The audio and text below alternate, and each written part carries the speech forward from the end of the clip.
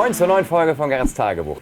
Das hier ist die Hamburger Eventhalle, die steht im Hamburg-Abschnitt, jetzt steht sie hier, weil 6 Jahre lang hat hier Atze Schröder sein Comedy-Feuerwerk abgefeuert, bis ein Lötkolben reingefallen ist. Eine ganze Lötstation. Eine ganze Lötstation und das Ding ist einfach dann so marode gewesen, notdürftig geflickt worden, weil wir immer gesagt haben, Mensch, da könnte doch auch mal jemand anders auftreten. Zum Beispiel ein Hamburger oder zumindest ein Wahlhamburger. Und wen haben wir da? Otto! Otto, genau, als Ostfriese nach Hamburg gekommen zum Studium und hier geblieben. Und mit Otto haben wir uns mehrfach getroffen und haben sein Showprogramm uns angeguckt. Tim steht da hinten, der hat nämlich die besten Sequenzen sich rausgesucht, vom Gag her und von der Bewegung von Otto. Er sitzt nämlich auch sehr viel auf der Bühne, aber er bewegt sich auch manchmal. Deswegen haben wir uns gesagt, Otto soll sich bewegen und haben ja erstmal damit angefangen. Das war der Ursprung. Das war der erste Versuch. Das hier ist eine Platine, man könnte sie sagen, ein Stück der Formel-1-Strecke. Ja, wäre schön, wenn es so wäre, wenn es die fertige Strecke wäre, ist es nicht, aber es ist die Formel-1-Technik abgewandelt, kennt ihr schon von dem Schiff im Italien-Abschnitt. Und wir haben gedacht, eigentlich perfekt für so eine Bühne. Mensch, da kann man Figuren frei bewegen. Wäre auch perfekt gewesen, hätte nicht... Otto war ja gestern da und hatte noch einen kleinen Änderungswunsch, weil unsere Originalfigur stand irgendwie so, da hat er sich nicht drin wiedererkannt und er möchte gerne in dieser typischen Otto-Haltung laufen. So kommt er mal an. Okay. Ne? So komme ich raus und so gehe ich wieder runter. Was dann aber zur Folge hat, dass wir nur einen Auflagepunkt, also sprich einen Magneten haben, was dann wiederum mit der Technik sehr schwierig bis unmöglich wird und ja. Genau, weil die Technik ist dazu ausgelegt, etwas mehr oder weniger geradeaus fortzubewegen. Weil sie soll die Formel-1-Autos steuern.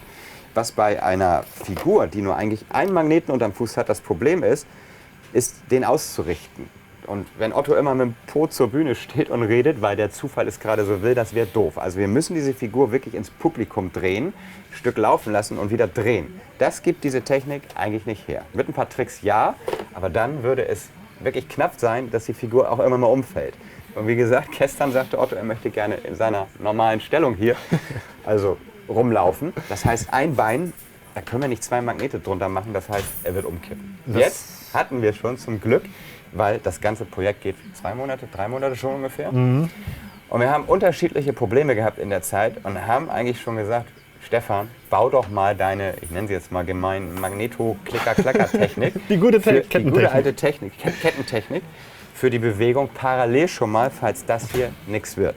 Zum Glück hast du es gemacht, denn sie ist jetzt drin, ne? Jo, es funktioniert soweit. Jetzt haben wir nur ein Problem. Wir müssen das Ganze natürlich jetzt wieder synchronisieren. Wir hatten es vorher mit dem anderen schon synchronisiert, mit Tim seinen Ablauf. Und das ist natürlich jetzt ein bisschen hakelig, aber nicht unmöglich. Was muss denn hier synchronisiert werden? Erstens hat Tim hinten eine Show geschnitten aus dem Original-Otto-Programm. Sich mal schöne Szenen rausgesucht.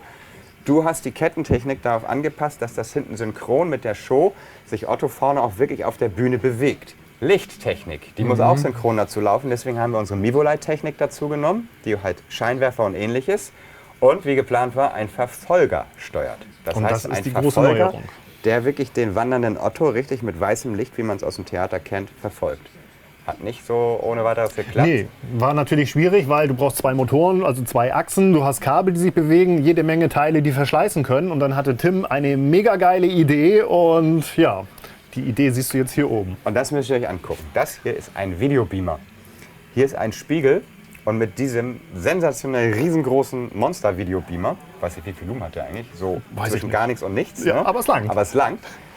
Wird über den Spiegel der Verfolger dargestellt, von einem Media Player hier abgespielt. Ein Media Player macht wirklich einen Film, den Tim geschnitten hat mit After Effects, sodass ein Ottifantenverfolger sozusagen Otto verfolgt. Das ist eine Videoshow, die synchron laufen muss mit der Videoshow da hinten, synchron laufen muss mit den anderen Scheinwerfern, die hier über Mivolight gesteuert werden und vor allem mit dir.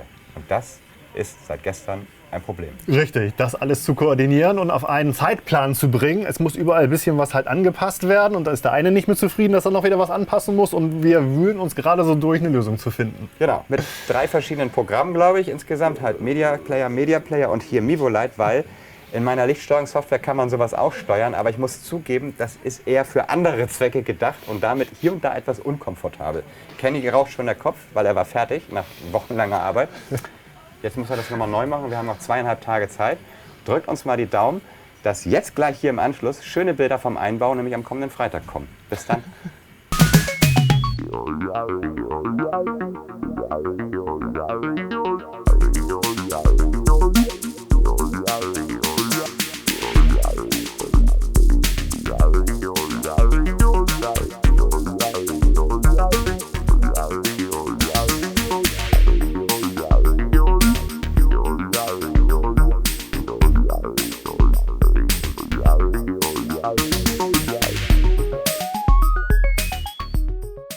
Ja, ich würde mal sagen, vielen Dank fürs Daumendrücken, denn die Halle ist drin. Wir haben festgestellt, 13 Leutchen haben hier mitgearbeitet. Nicht alle gleichzeitig, das hätte von den Händen nicht geklappt. Aber wir haben tatsächlich in den letzten Wochen mit 13 Leuten hier dran gearbeitet, um diese Halle zu bauen.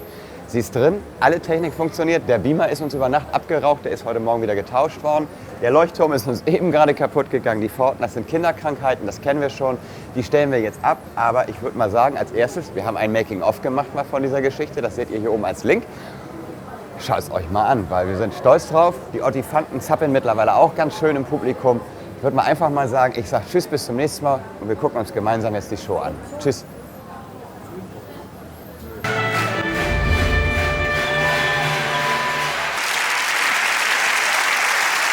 So, kleine Überraschung. Viele wissen ja, ich komme aus Ostfriesland, ich komme aus Emden und bin dann nach Hamburg gezogen. Das hat mir gut gefallen. Hamburg ist auch schön flach und friesisch, hat mir gut gefallen. Aber es ist etwas anders. Da gibt es zum Beispiel einen Red Light District, St. Pauli, die Reeperbahn. Da gibt es eine Straße, das habe ich da entdeckt. Da ist ein Schaufenster und da sitzen eine leicht bekleidete Dame dahinter. Und da bin ich da hingegangen, habe da angeklopft, habe gefragt, was das kostet. Und da sagt sie 50 €.